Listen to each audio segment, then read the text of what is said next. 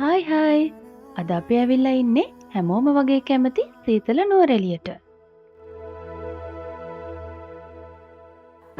ලස්සන ගම්මානේ පිම්බර රන් මැණිකේ බාලේ සිත බැඳා මා කෙරේ මතකේ ඇත මගේ අද ඊයේ වගේ කුඹුකේ තොල ලන්දේ ආදරේ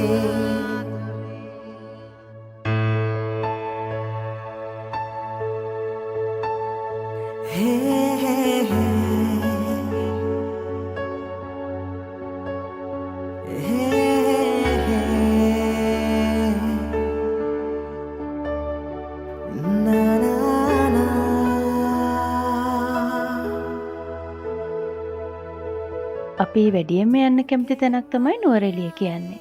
එහි තියෙන සුන්දර කාලගුණය තමයි ඒකට ප්‍රධාන හේතුව. කලබලකාරී පරිසරයෙන් මිදලා නිදහසේ කාලය ගත කරන්න නුවරඑළිය කියන්නේ හොඳම තැනක්. මේ පාරත් අපි දෙන්නා ඒ සුන්දර කාලගුණය විඳගෙන දවස් 2ක් නුවරඑළිය ගත කළා. සිත මගේ පුබුදා වීරදිවෙන්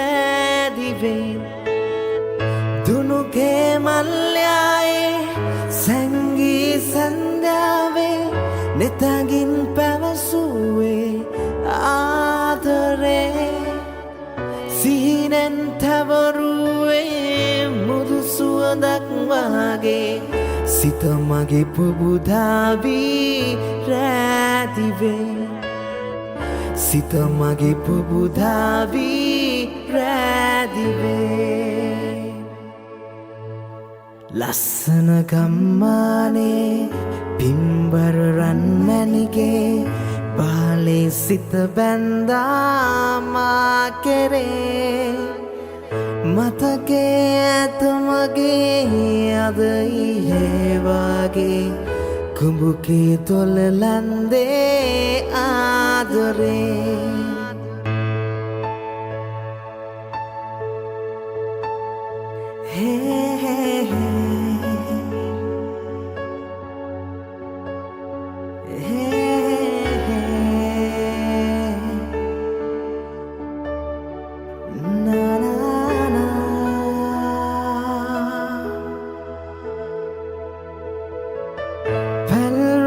ඉතින් මේ වගේ මීදුම පිරුණු පාරවල් දිගේ සීතලේ බයික් එකේ යද්දී එන ෆීලින් එක නම් වචන වලින් කියන්න බෑ. ඒත් එක්කම සැරින් සැරේ එන හිරිපොද වැස්ස නුවරඑළිය ලස්සන තවත් වැඩි කළා. සඳ පානේ රහසක් පවසන්නයි මා සිතේ පල්රකල් හේනේ මං දහදුක් වින්දේ ඔබ මට හිමි වෙන්නයි ජීවිතේ ළඟ එන බක්මාසේ දලුලන සඳ පානේ නුවරඑළිය ආවම අනිවාර්යයෙන්ම යන තැනක් තමයි මේ ජැග්‍රෝ එක කියන්නේ. ඉතින් මේ පාරත් ජැග්‍රෝ එකට යන්න නම් අපි අමතක කළේ නෑ. නයි මා සිතේ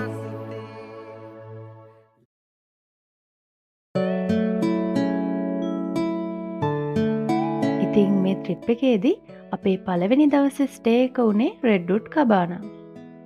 මේ කබානා එකේ තියෙන විශේෂත්වය තමයි මේක බොහීමියන් ස්ටයිල් එකට හැදුණු වුඩන් කබානා එකක්. මේක අපිට අපි කලින් එක්ස්පීරියන්ස් කරලා නැති අලුත්ම අත්දැකීමක් වුණා.